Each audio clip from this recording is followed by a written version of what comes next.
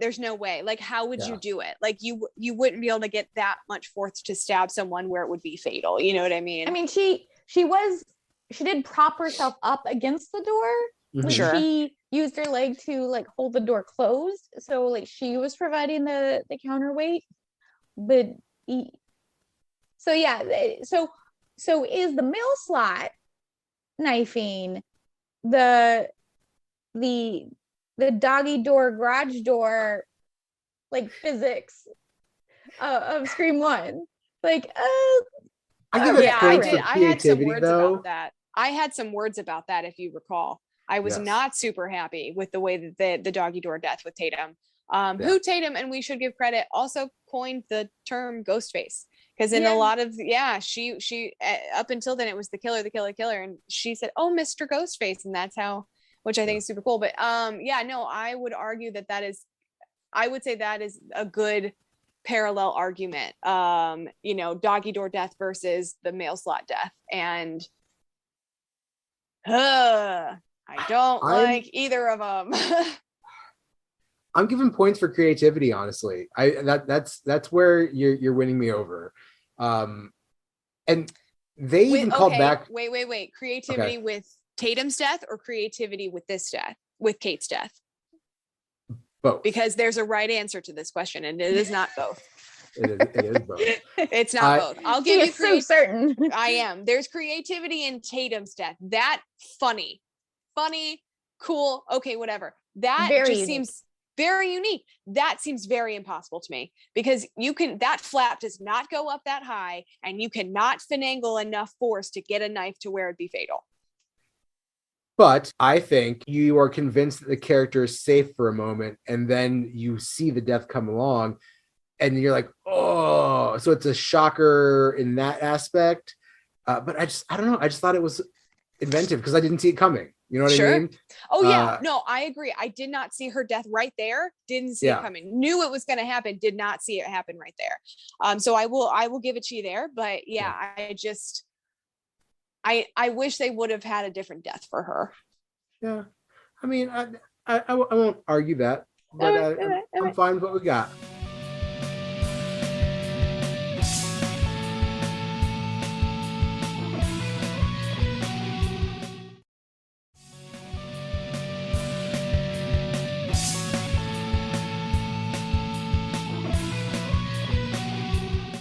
So we keep cutting back between the Roberts residence, where Aunt Kate just got mail slotted to death, and is it Kirby's house or Charlie's house? Like someone's they are house. At Kirby's house now. And Kirby for like the after party, since Gail being stabbed at Stabathon ended Stabathon. And so Kirby, one of my favorite parts of the scene is that Kirby's drinking this giant like cocktail with ice in it, and the ice keeps jangling. And I don't know if that was an accident of sound design or if people worked really hard, but I just think that as someone who will make a cocktail and in a glass with ice, how loud that is and how kind of distracting, because it's like, oh, by the way, it just keeps jingling. A level of realism I really appreciate.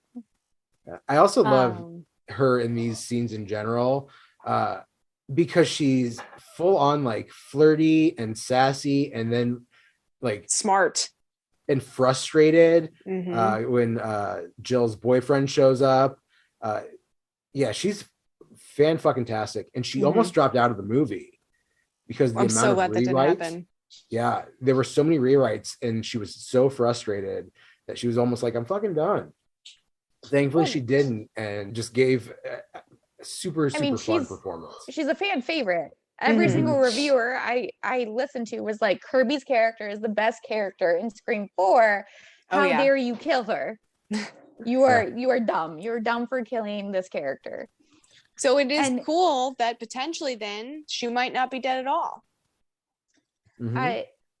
So in alternative casting news, did you see that the chick from the mom from Gilmore Girls was supposed to be Aunt Kate? I did see that. And then she dropped out. She dropped out because of the frustrating rewrites and and scheduling and something. It came out on Twitter. She's like, I had to back out because of whatever, but it seemed like it was the production's just really frustrating. So then they got the president from Battlestar Galactica. My best friend's favorite show in the world is Gilmore Girls, and she loves Lorelai Gilmore so much that she had said something so funny the other day. She had said, she was like, yeah, I'm in this new group of girls and everything, and you know, I found out like if they don't like me, that's okay. I have Lorelai Gilmore. And I was like, yep, sure do, honey, sure do. So the fact that that even was on the table, I cannot wait to tell her, because that is going to be that she'll be so upset. This scene where she's going to kiss the Culkin brother and she gets frustrated with Trevor, these are my favorite lines. The one who's like, she's when she goes, why are you in my house? Get out. I fucking fully guffawed when she screamed that the first time. I think she's great. She's very smart. She's very funny.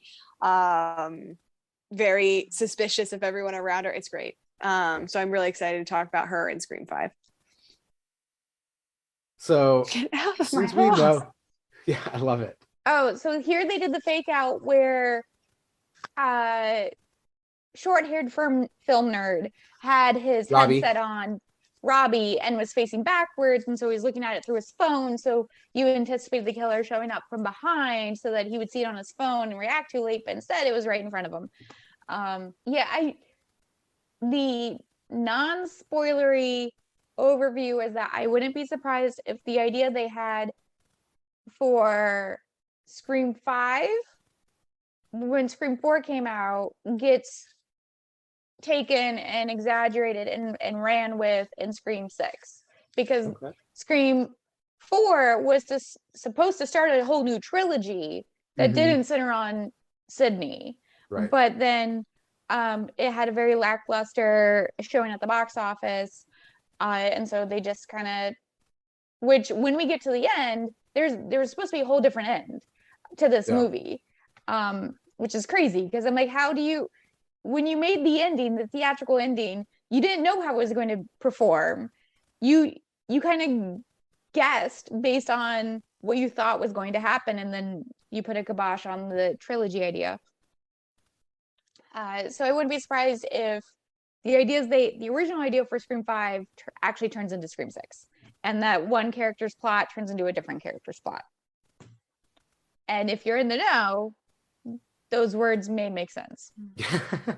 I love when we discuss things without discussing. So here, Sydney has to ask for a cell phone because she doesn't have her own. She has made a point not to have her own phone or to carry a phone, which makes sense because, as she says in Scream 3, you can't kill what you can't catch or what you can't find. That's a fantastic character point. Yeah, I will say I do love Sydney's fight sequences as well. Like when she kicked Ghostface down the stairs as he's trying to get into the house. Amazing. Absolutely amazing. It is great to see her fighting has developed over time. So that's a really cool character development, as well as that, like, you know, she's smarter and she's stronger now, hanging off the side of come on now, like we've seen her we've seen her get thrown out windows, we've seen her roll off roofs before, but like, you know, she's metaphorically and physically hanging on. Yeah. So in this scene, if you are in this scenario, are you Kirby saying I can't let you in? So you're saying, like, would I be Charlie on the outside, or would I be Kirby? Would I make the same choice as Kirby? Would you make the same choice as Kirby, or would you let the person in? I think I would make the same choice as Kirby. Fuck everyone. Victoria's giving me a thumbs up. Like, yeah, fuck everyone. Yeah. Yes, I 100% agree. I would 100% be Kirby. And the thing is, I probably wouldn't even cry about it. I'd be like, no way, motherfucker. I know this. It's always the friend group. No. Like, I would.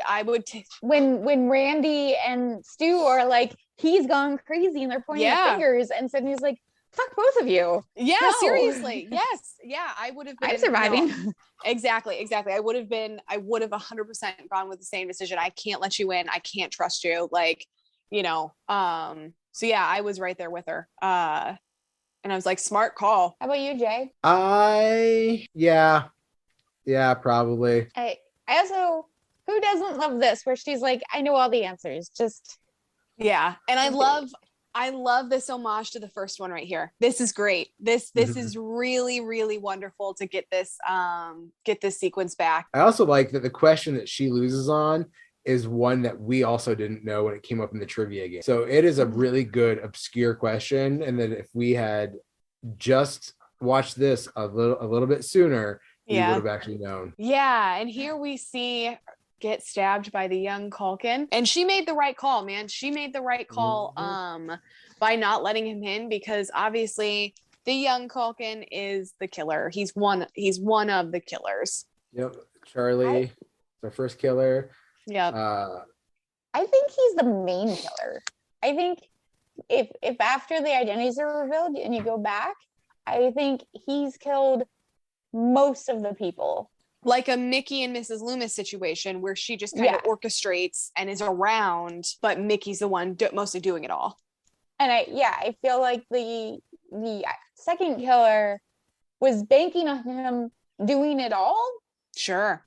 And then the second killer would just come in and be like, I didn't have a part of it. Yeah. Just like Mrs. Loomis and Mickey, like, no, they're the patsy. Yep. Yeah, they were ready for their storyline. Like they had their storyline all planned out, and this second killer is revealed as Sydney's niece. It's Jill. It's Emma Roberts. Bum bum bum. Cousin.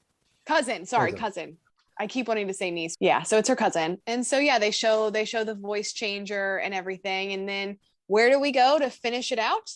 The kitchen. Always in the kitchen. I mean, come on. We've all been to enough house parties that you always end up in the kitchen anyways. You always end up. That's where the booze is. Yep, that's where you want to be. And they pull out Trevor, the boyfriend, from the closet, taped up, wearing the same costume, the same attire as Neil Prescott had in the first one. Yeah, and they tied him up the same way too. The duct tape, the way it was over his mouth, on his arms, and everything. Yeah, so they really did a nice little homage to Neil Prescott right there. You talk about how they came back to the kitchen.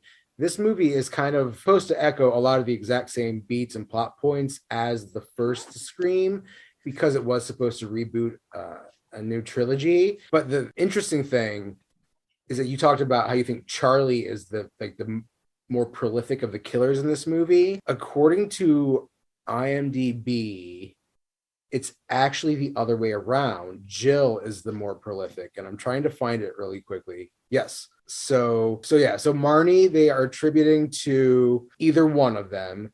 Jenny, they're attributing to Jill. And so here he had it on his headset that there was a cameraman in with the first two launches of the actual opening. So yeah, they say that Charlie plants the evidence. Jill in Olivia's call is obviously Charlie. Charlie killed Olivia because Jill was watching it. Sydney's attack is Charlie because Jill was present. Rebecca Walters, which is Alison Brie, they're contributing to Jill because Charlie wasn't at Charlie the hospital. was with Gail and Robbie. Yeah. In the downstairs. Gail's attack is Charlie. And then both of the police, they're giving to Jill. Because she did it before she left for this after party. And she said she killed her mom. Well, so see. Wait, who did Alison Brie? Who did Alison Brie? Apparently, Jill, the cousin. Jill. Oh, okay. Yeah. Which that also makes the physicality and the throwing off the building stuff a little suspect. Yeah. But it's kind of conclusive because Charlie was outside with Gail and Dewey. And then obviously Jill kills Robbie. Or no, Charlie kills Robbie. But Jill confesses to Kate, and then she kills Trevor and Charlie. She does too. Yeah, and she does a job on Trevor. She shoots him in the groin and then shoots him in the head. So I've seen division in the fandom on whether Jill actually killed her mom, or because she doesn't. The phrase saying that she confessed, she actually says, "Even my mother had to die." which could just allude to the fact that one of the